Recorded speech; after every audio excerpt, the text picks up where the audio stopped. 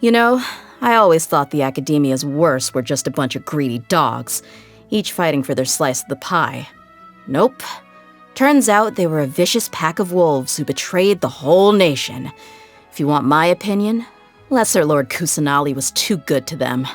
Those animals didn't deserve her mercy. She should have broken every single bone in their bodies. Instead, they got a nice little vacation in the rainforest.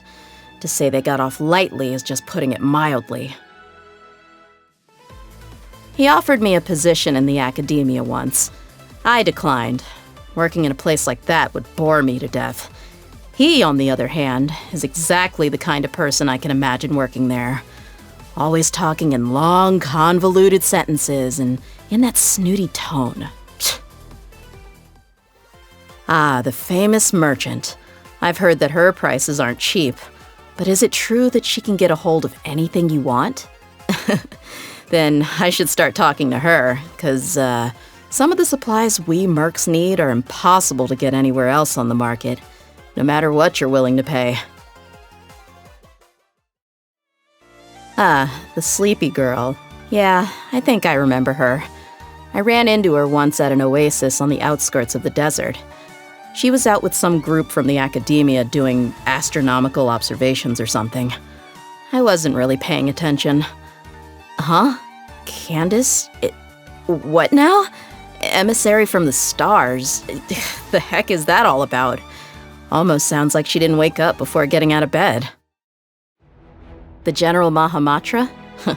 Doesn't suffer fools gladly, and certainly doesn't beat around the bush. Having seen the way he works, he gets a thumbs up from me. Now that the whole saga with the academia is over, I guess she can finally dance as much as she wants. She offered me some of her face powder last time I saw her, but in this line of work, it'd be wasted on me. So I told her to give it to Candice instead. I wonder how she's liking it. I need to go check sometime. Ah, Candice. I love her to bits. But she can be as stubborn as a sumpter beast sometimes. I keep telling her she ought to cut herself some slack, take some time off, maybe go take a walk around Sumeru City, buy herself some nice new clothes or jewelry. But she always says the same old thing. She can't bear to leave the village unprotected. I don't know how many times she's turned me down now. If I really can't persuade her, I guess I'll just have to watch the village for her sometime and get one of my Eremite girls to take her shopping. The one that got away. I came this close to doing a job for that guy. A contact put us in touch.